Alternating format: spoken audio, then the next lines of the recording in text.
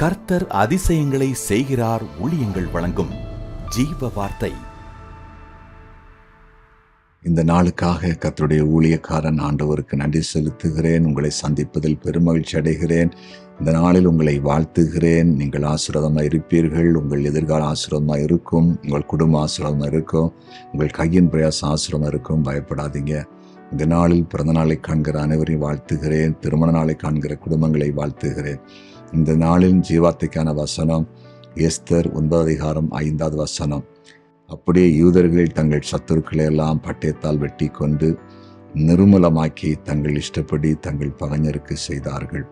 இந்த ஜீவார்த்தையின் தலைப்பு இஷ்டப்படி பகைஞருக்கு செய்வீர்கள்.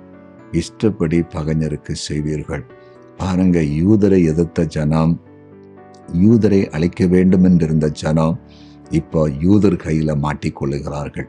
ஆண்டவர் சூழ்நிலைகளை மாற்றுகிறார், சட்டத்தை மாற்றி அமைக்கிறார், காரியங்களை மாறுதலாய் முடிய பண்ணுகிறார்.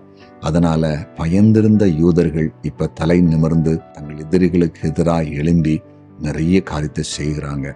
அதனால பாருங்க, அவங்க எல்லாருமே பயப்பட ஆரம்பிச்சாங்க. குறிப்பாக பாருங்க, தேவ பிள்ளைகளே, யூதர்கள் தங்கள் பகைஞருக்கு தங்கள் இஷ்டப்படி செய்தாங்களாம். இஷ்டப்படி செய்தாங்களாம். ஆம், இன்னைக்கு கர்த்தர்களோடு பேசுகிறார். உங்களுக்கு பகைஞர்கள் இருக்கிறார்களா? எதிரிகள் இருக்கிறாங்களா? சூழ்ந்து இருக்கிறாங்களா? பலன் இல்லாம நிற்கிறீங்களா?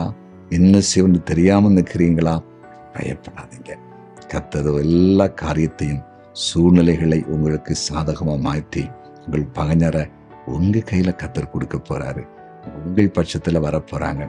யோசேப்பை பகைத்த சகோதரர்கள் யோசேப்பு வந்து வணங்கி நின்றார்கள். தாழ விழுந்து வணங்கினார்கள் என்று பைபிள் தெளிவாய் சொல்லுகிறது. ஈசாக்கு எதிர்த்த கூட்டம் ஈசாக்கிடத்திலே வந்து ஒப்புரவாக வந்தார்கள், உடன்படிக்கை பண்ண வந்தார்கள். இனி சண்டை வேண்டாம் என்று சொல்லி ஒப்புராகும்படிக்கு தேடி வந்தார்களாம். ஆம் தேவ பிள்ளைகளே, நம்முடைய தேவன் பெரியவர். நம்முடைய ஆண்டவர் ஆச்சரியமானவர். கர்த்தருக்காய் வாழுகிற, நீதி நியாயமாய் வாழுகிற, தேவனை உண்மையாய் தேடுகிற தேவ பிள்ளைகளை சத்துருக்கள் கையில கொடுக்கிற தெய்வமே அல்ல. சத்துருக்களை தான் இவங்க கையில கொடுப்பாரு. இந்த கர்த்தருங்களோடு கூட பேசி கொண்டிருக்கிறார்.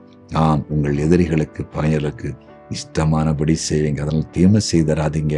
உங்க கையில அவங்களை கொடுப்பாரு. உங்களை அந்த அளவு கர்த்தர் உயர்த்துவாரு. சரியா?